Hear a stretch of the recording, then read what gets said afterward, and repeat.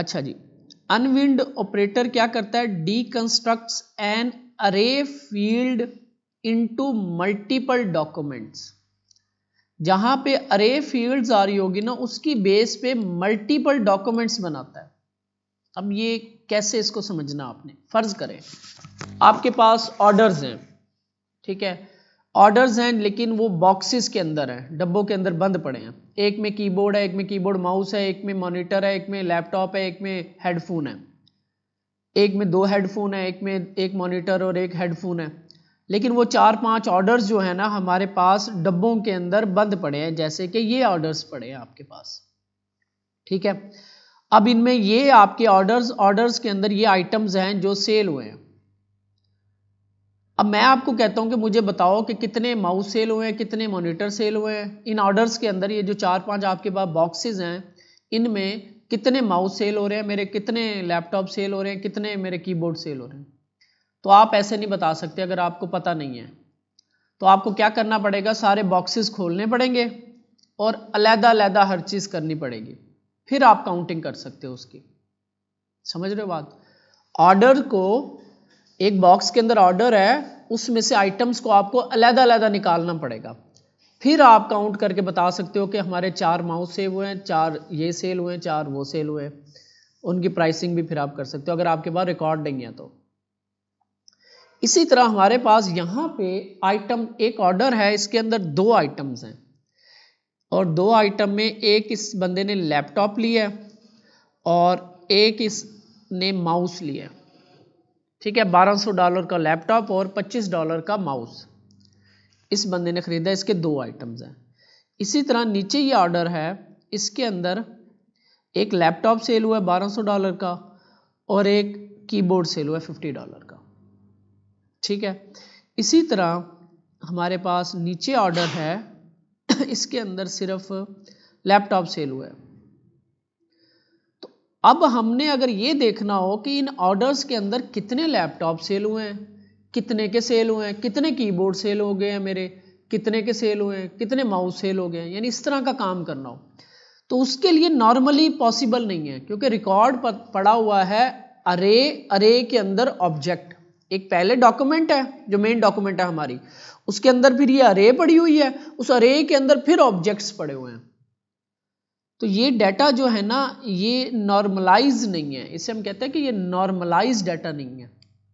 इस डाटा को ना नॉर्मलाइज करना पड़ता है। नॉर्मलाइज कैसे करना पड़ेगा कि ये जो हमारे पास, थोड़ा सा ना मैंने ये डाटा चेंज किया है, तो ये आप ले लेना, इसमें मैं कस्टमर जो है ना वो मैंने अलग रख दिए। ये जो ऑर्डर आईडी 101 है, इसके 2 आइटम्स हैं, तो बेसिकली इसके ना 2 ऑर्डर बनने चाहिए। अगर हम इसके 2 ऑर्डर बना लें अलग-अलग, तब हम इसको इजीली काउंट कर सकते हैं। यानी इस ऑर्डर के अंदर 2 आइटम्स है ना, तो 2 आइटम का मतलब है 2 ऑर्डर है इसके। तो हम क्या करेंगे, इसको स्प्लिट कर देंगे, इसके ऑर्डर को 2 ऑर्डर में तकसीम कर देंगे, यानी कि एक लैपटॉप का ऑर्डर अलहदा और एक माउस का ऑर्डर अलहदा। तो हमारे पास एक बंदे के जिसके 2 आइटम है, उसके 2 ऑर्डर होंगे। ये हम नॉर्मलाइज कहते हैं, इसको कहते हैं डाटा को नॉर्मलाइज करना। नॉर्मली इसको इस तरह काउंटिंग, फर्ज करो मैंने ये देखना हो कि मेरे लैपटॉप कितने सेल हुए हैं, मैं नहीं कर सकता, क्योंकि अरे के अंदर ऑब्जेक्ट पड़े हैं। डायरेक्ट ऑब्जेक्ट होते जैसे ये वाला है शिपिंग वाला, तब हम कर सकते थे, डायरेक्ट ऑब्जेक्ट पड़ा हुआ है। लेकिन यहां पे हमारे पास अरे है, अरे के अंदर ऑब्जेक्ट्स पड़े हैं, तो हमें ना इस डाटा को नॉर्मलाइज करना पड़ता है, इस तरह के कंप्लेक्स डाटा को। उसके लिए हमारे पास अनविंड ऑपरेटर यूज होता है। अनविंड ऑपरेटर, अब आप पढ़ो, डीकंस्ट्रक्ट्स एन अरे फील्ड, यानी कि अरे को फ्रॉम इनपुट डॉक्यूमेंट, जो आप डॉक्यूमेंट है main document, to output documents for each element. यहां पे थोड़ा सा मैंने इधर लिखने की कोशिश की है, जल्दी जल्दी में, मैंने भी नेट से उठाया, भूल गया था। In unwind stage in Mongo's aggregation pipeline is used to deconstruct an array field from documents in a collection. It means that each element, अरे का एलिमेंट कह रहा है ये, अरे के 2 एलिमेंट पड़े हैं ना, आइटम्स 2 पड़े हैं, इसका मतलब है कि each element of array output as a separate document, यानी कि जो मेन डॉक्यूमेंट है, अगर 2 आइटम है तो 2 डॉक्यूमेंट अलग अलग बन जाएंगे, यानी उसके 2 ऑर्डर बन जाएंगे, तब हमें जमा करना ना इजी हो जाएगा, तब हमें कलेक्ट करना, उसकी जमा करना, उसको ग्रुप करना इजी हो जाएगा। सिंपल सी बात यह है कि अनविंड क्या करता है, जो अरे है उसकी बेस पे उसके स्प्लिट कर देता है ऑर्डर्स को, 2-3 आइटम जितने भी अलग अलग बना देगा। अब ये देखो यहां पे मेरे पास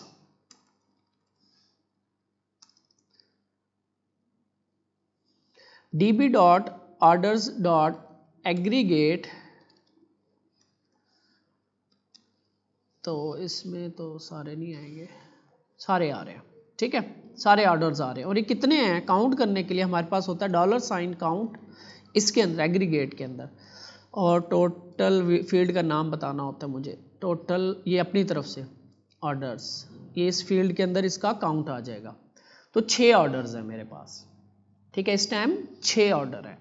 लेकिन अगर मैं इसे अनविंड करूं, यानी कि मैं अगर ऐसे देखूं तो इसमें 2 हैं तो ये हो जाएंगे 6, एक इसका अपना ऑर्डर, एक और आ जाएगा 7, और इसके अंदर 2 हैं तो एक ये अपना और एक और आ जाएगा 7 और एक 8, इसके अंदर एक है ये एक ही रहेगा, इसके अंदर 2 हैं 8 और एक और नया आ जाएगा तो 9, और ये हो जाएगा 10 और ये 11, आई थिंक 11 बनने चाहिए अगर मैं अनविंड करता हूँ। तो देखते हैं कि अनविंड क्या करता है।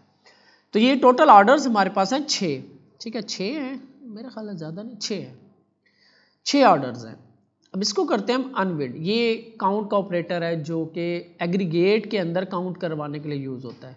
उसके अंदर हमारे पास था फाइंड डॉट काउंट, ऐसे काउंट करने के लिए, सारा उधर आपके डॉक्यूमेंट में है।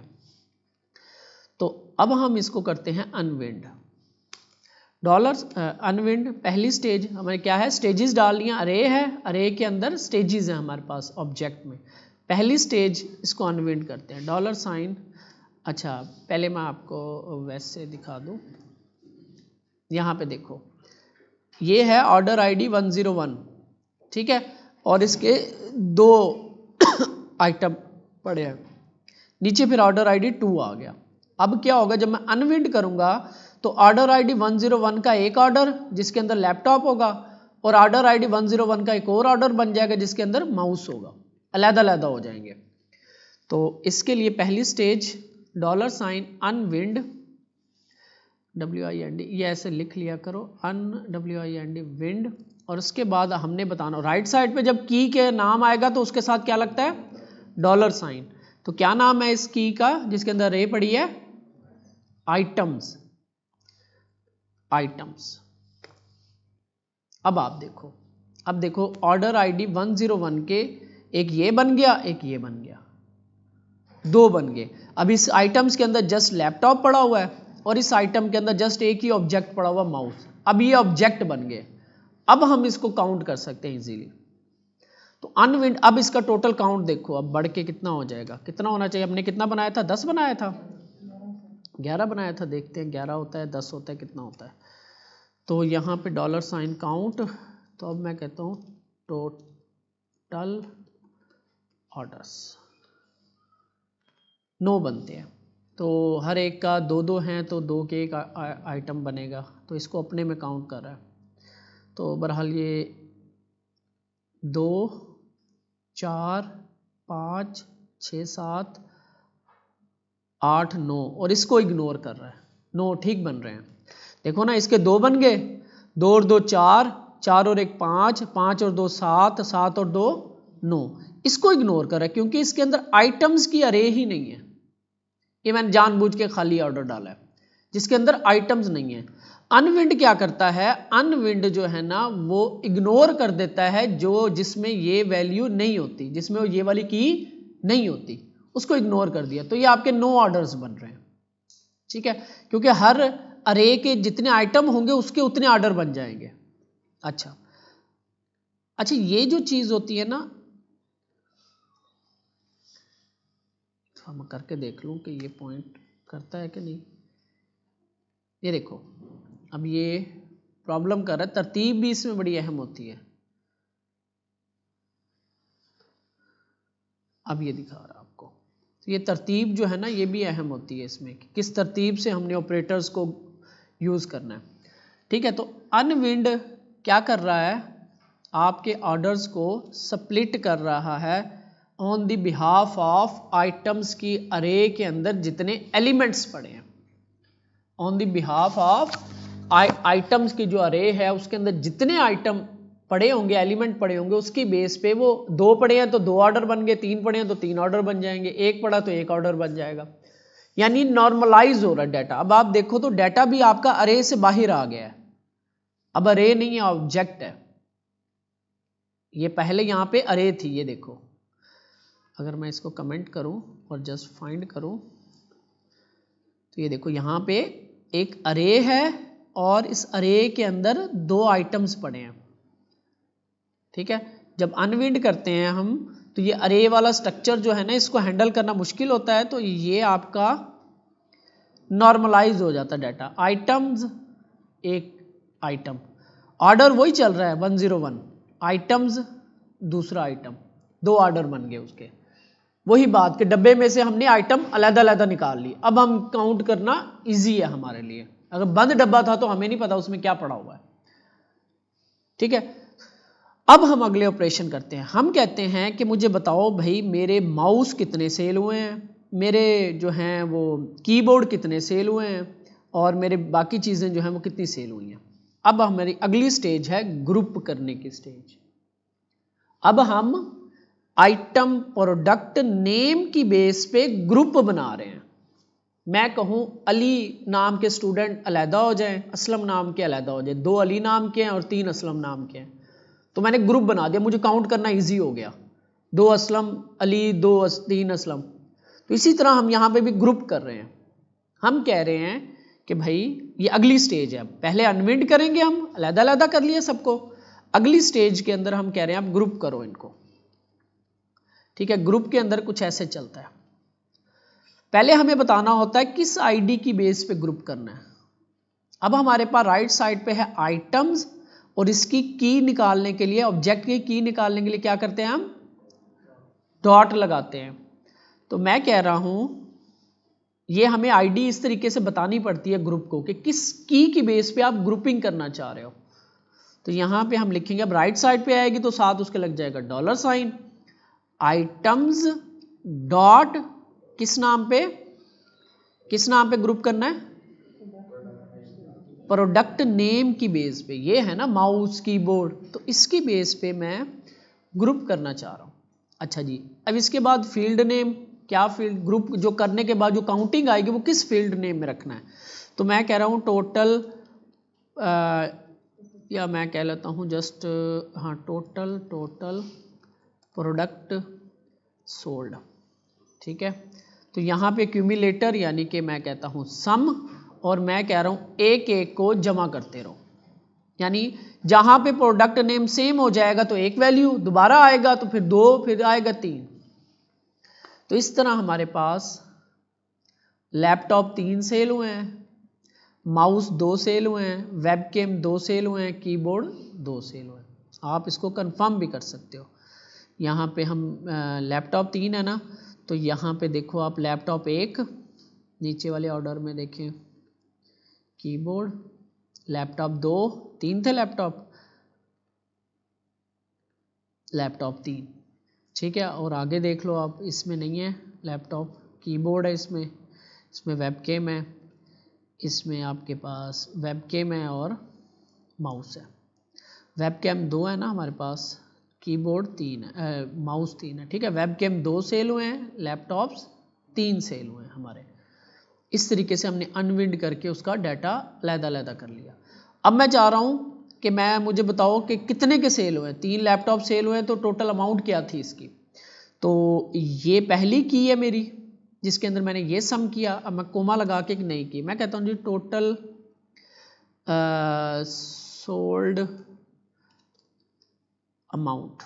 ठीक है, इसको भी सेम इसी तरह, अब सम किया मैंने, सम करो। अब मुझे राइट साइड पे जमा करना है इनकी जो आइटम की प्राइस आ रही है इसकी बेस पे।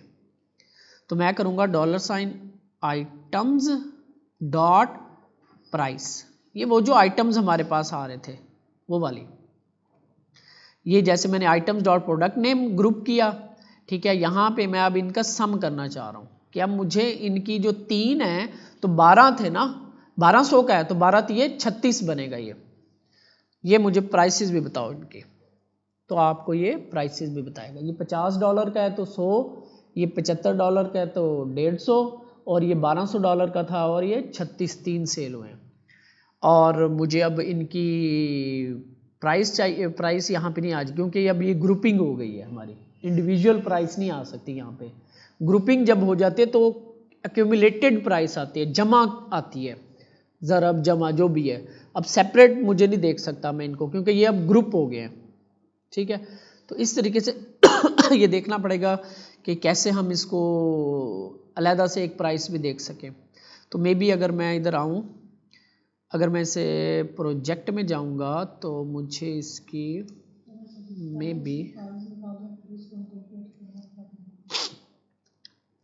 मैं करना क्या चाह रहा हूँ मुझे बताओ। प्राइस निकालना नहीं चाह रहा, प्राइस पड़ी हुई है, शो करवाना चाह रहा हूँ, लेकिन वो शो मैं नहीं करवा सकता क्योंकि हर आइटम अब ग्रुप हो चुका है। मे बी हो, मैं ट्राई करके देखता हूँ। प्रोजेक्ट,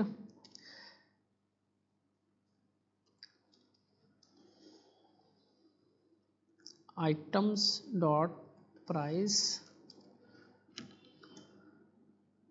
जस्ट वो देखो ना, आप नहीं कर सकता क्योंकि ये ग्रुपिंग हो चुकी है। अब इंडिविजुअल का डाटा नहीं आ सकता हमारे पास, जब ग्रुप हो जाता है तब हम इंडिविजुअल का डाटा नहीं देख सकते। तो ये आपकी ग्रुप स्टेज है,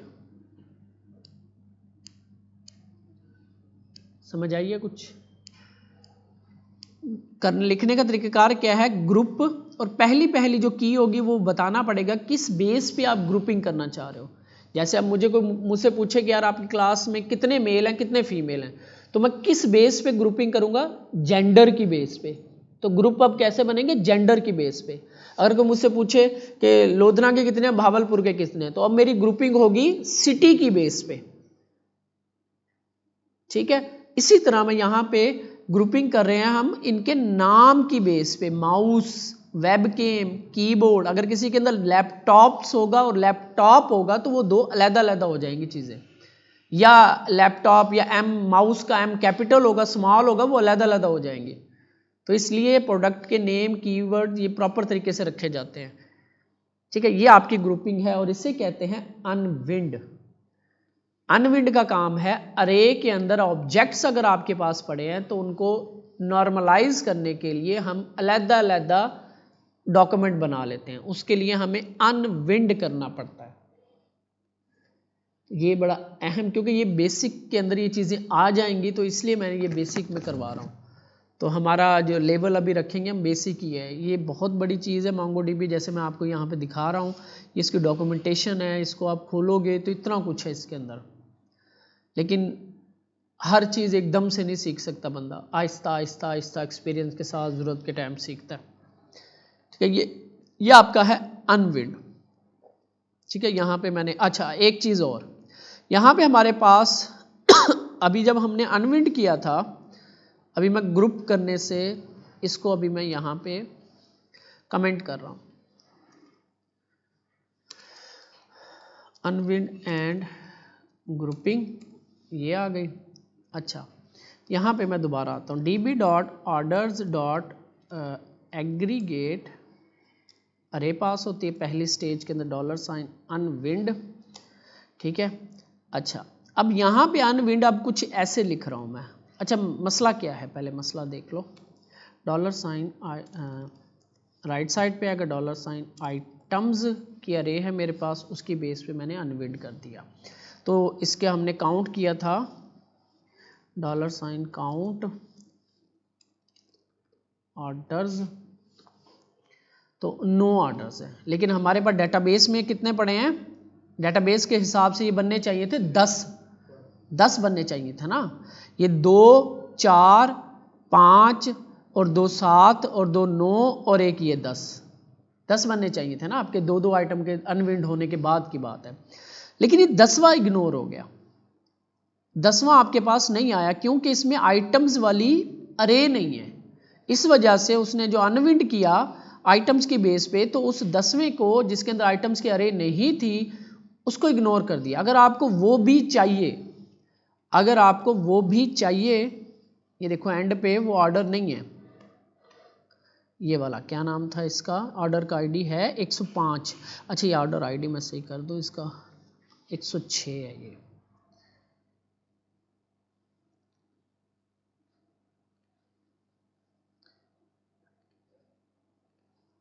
तो ये ऑर्डर आईडी 106 है, तो ये ऑर्डर आईडी 106 जो है वो आपकी लिस्ट में नहीं आ रहा, यहाँ पे 105 तक आ रहा है। तो तब आपको क्या करना पड़ता है, अभी हम अनविंड लिख रहे थे तो इसने हमें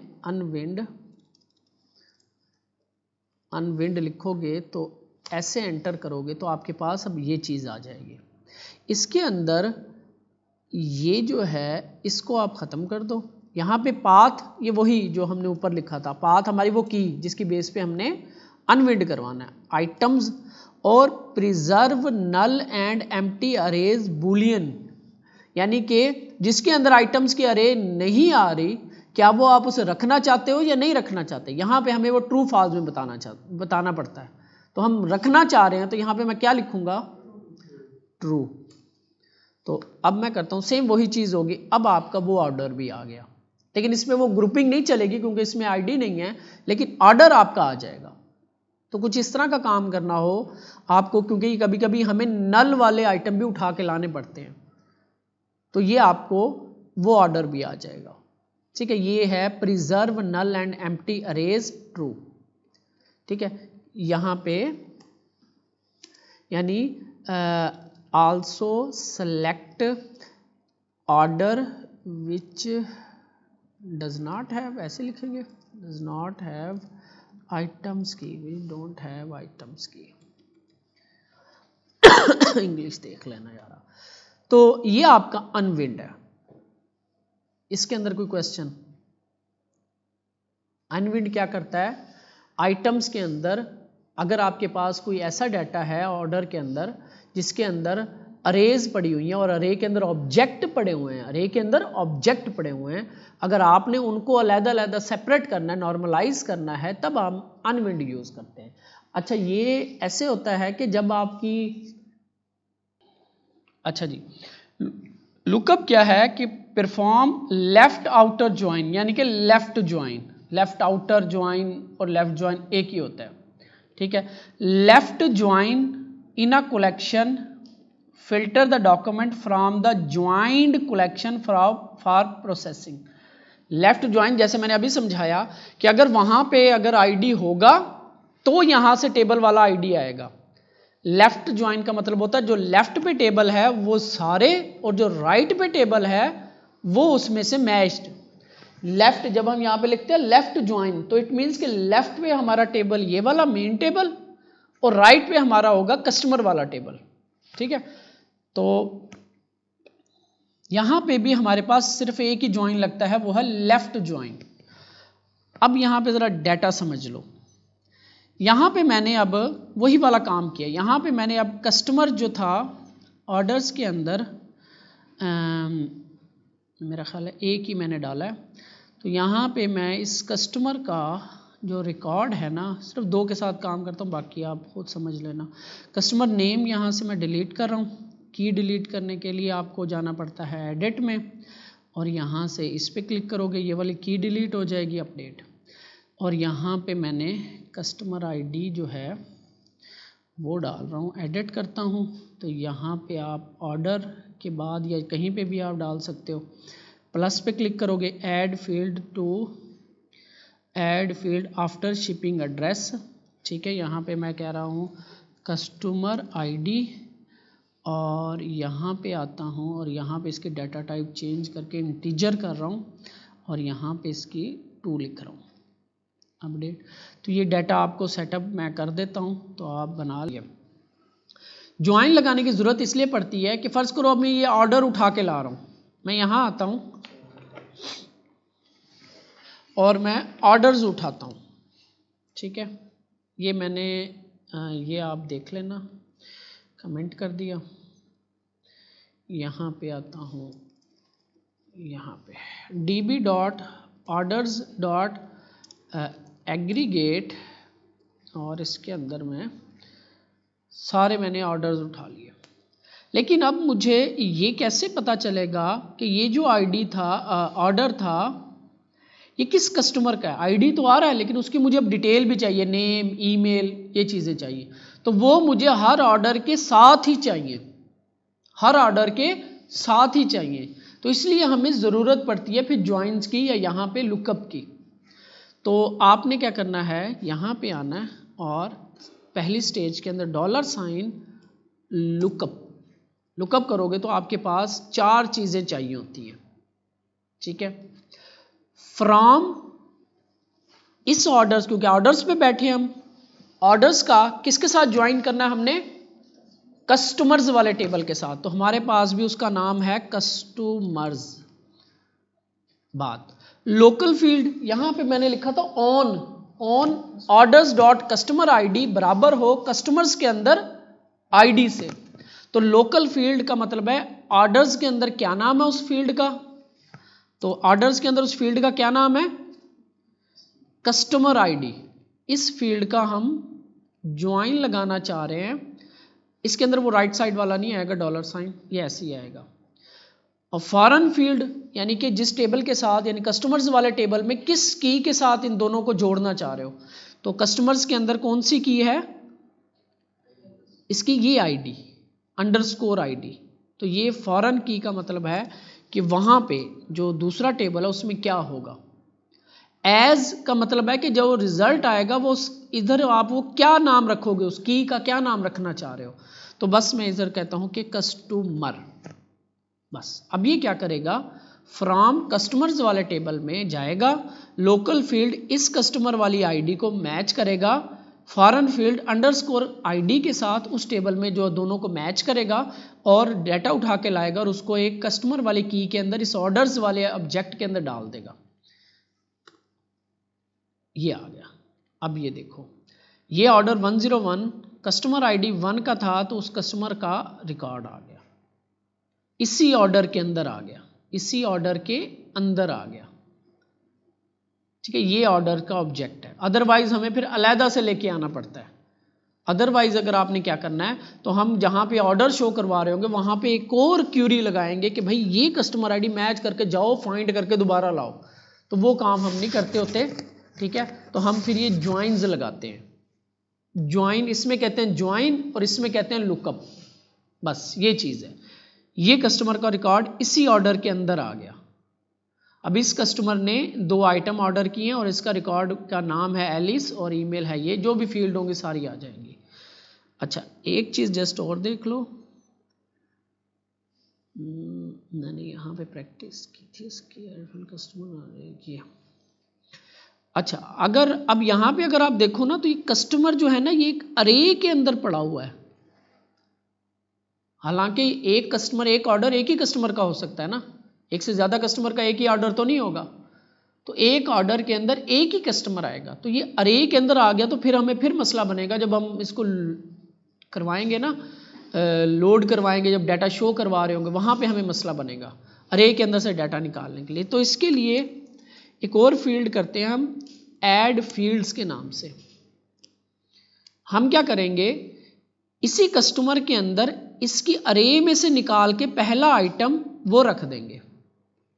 तो मैं यहाँ पे कहता हूँ फील्ड, अगर मैं यहाँ पे ना इसका नाम कस्टमर न्यू करता हूँ और यहाँ पे लिखेंगे एक्सप्रेशन है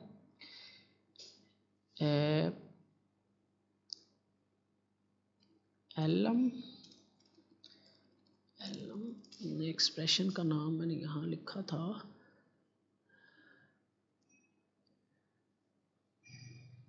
यहाँ पे अरे एलम ऐट,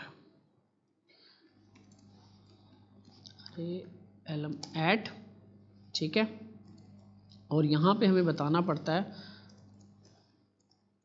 कस्टमर वाली जो अरे आ रही है उसमें से 0 इंडेक्स उठा के इसमें रख दो। ठीक है, ये ऑपरेटर है अरे एलम एट कस्टमर वाली, वो जो ये जो बन गई एज आ गई, कस्टमर वाली अरे आ रही है, उसका पहला ऑब्जेक्ट यानी कि पहला एलिमेंट उठाओ और इसके अंदर रख दो, तो ये मेरा ख्याल है काम करेगा। ये देखो कस्टमर न्यू, अब ये ऑब्जेक्ट आ गया, अभी दो बन गई, कस्टमर अरे के साथ और कस्टमर न्यू खाली ऑब्जेक्ट आ गया। अब ये खाली ऑब्जेक्ट को हैंडल करना आसान होता है, अरे के अंदर ऑब्जेक्ट होगा ना तो उसको मुश्किल होता है, जैसे हमें अनविंड करना पड़ा था उधर। ठीक है, तो ये एक मेरी नज़र से गुजरी थी एक ऐड फील्ड्स के नाम से, तो इसका काम ये होता है, हम यहाँ पे इसको कस्टमर भी कर सकते हैं, सेम नाम से भी कर सकते, तो ओवरराइड कर देगा। ठीक है, तो अभी इसने देखो अरे से निकाल दिया। तो पहले मैंने दोनों का डिफरेंस आपको दिखाया कि इनका डिफरेंस क्या है। तो ये कस्टमर जो होता है वो अरे के अंदर आता है जब हम ऐसे लुकअप करते हैं इसको, तो क्योंकि ये एक से ज़्यादा भी हो सकते हैं, अगर ऑर्डर्स के आइटम्स अलहदा पड़े होते तो ये एक से ज़्यादा आते, तब आपको अरे के अंदर ही रखने पड़ते। लेकिन अब हमारे केस में ये एक ही आना है, हमें पता है कि इस क्यूरी के अंदर एक ही आएगा, ऑर्डर कस्टमर का रिकॉर्ड एक ही आएगा, तब मैंने ये काम कर लिया। तो एक नई स्टेज है यहाँ पे, ये बहुत सारी स्टेजेस है यहाँ पे, आप देखोगे बहुत सारी स्टेजेस है, हर स्टेज का अपना काम है, अभी इतनी सारी स्टेजेस नहीं पढ़ सकते हम, लेकिन ये जो है ना ये कॉमन यूज होती हैं, स्किप, सॉर्ट, ग्रुप, मैच, ये कॉमन यूज वाली स्टेजेस है। अनविंड, लुकअप, ये कॉमन यूज होने वाली स्टेजेस हैं, वो मैंने यहाँ पे मेंशन की है इस डॉक्यूमेंट के अंदर। अगर कोई और मिल जाएगी, जैसे मुझे ये वाली एक स्टेज मिली, ये भी काम की थी कि एक नई फील्ड बनानी है, क्योंकि ये भी हमें मसला होता है कि अरे आ रही होते तो हम एम ही अरे क्यों यूज़ करें, तो हम उसके अंदर जस्ट हमें एक ही आना है तो जस्ट एक अरे का, फिर वो अरे वाला स्ट्रक्चर, फिर डॉट, फिर ऐसे करना पड़ता फ्रंट पे जाके। जब हम फ्रंट पे जाएंगे तो ये चीज़ें करनी पड़ेंगी, तो हमने फिर मैंने क्या किया, इसको अलहदा एक ऑब्जेक्ट के अंदर निकाल लिया, तो ये एक ऑपरेटर हमारा ये भी आ गया। ठीक है,